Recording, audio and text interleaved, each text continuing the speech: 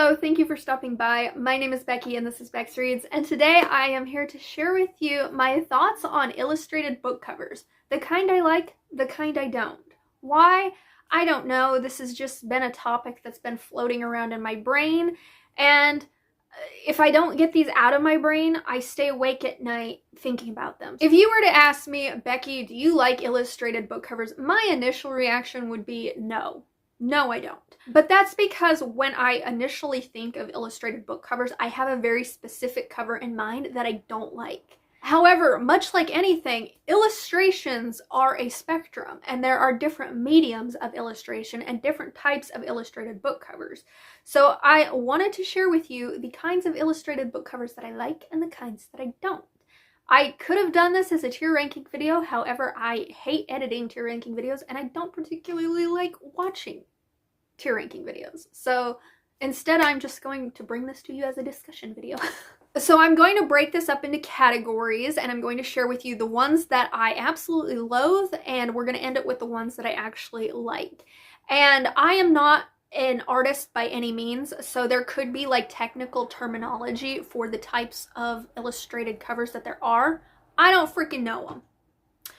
So I just came up with my own terminology for them. If you are an artist and you know if there's like some technical terminology for this different kinds that there are, let me know, please enlighten me. So let's start with the kind that I absolutely loathe. I hate looking at these covers. I refuse to buy these covers because I don't want to encourage this trend because I hate it so much. And these are the illustrated covers that I classify as clip art covers. These type of covers, you will notice that they don't have any dimension to them. They are pretty much just a flat image. Half of them don't have faces on the characters. The other half, if they do have faces, then they're just a very simple face with like a line or something.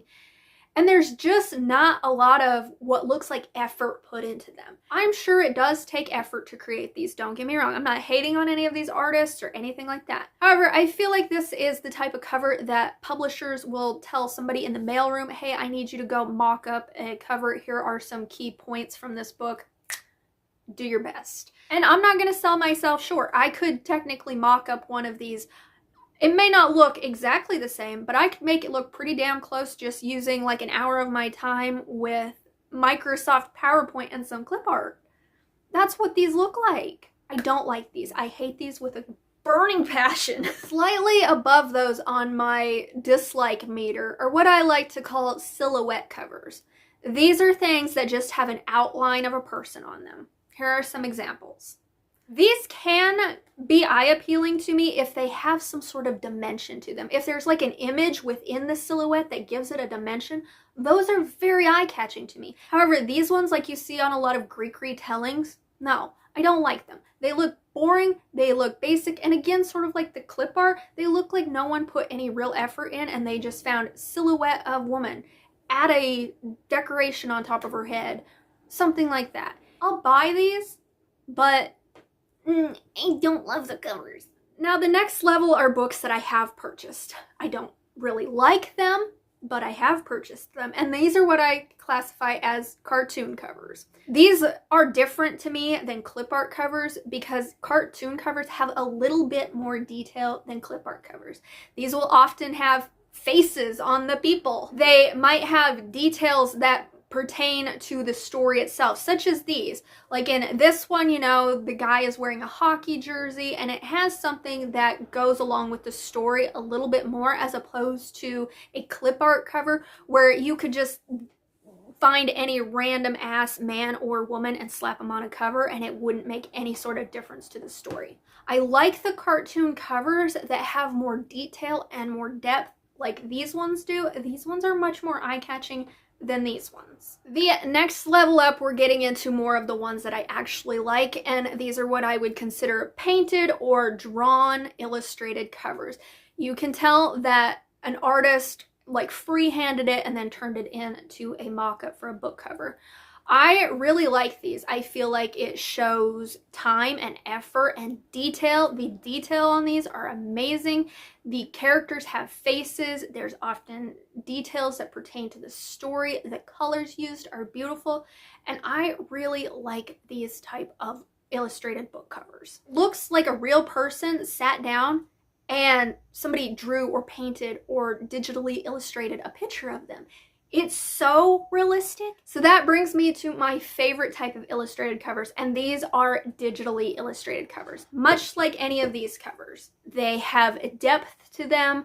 The characters have things about them that make them unique to the characters in the book, and they don't just look like anything that you could, you know, Google and find an image of them. And it's becoming really, really difficult for me to tell these from AI generated.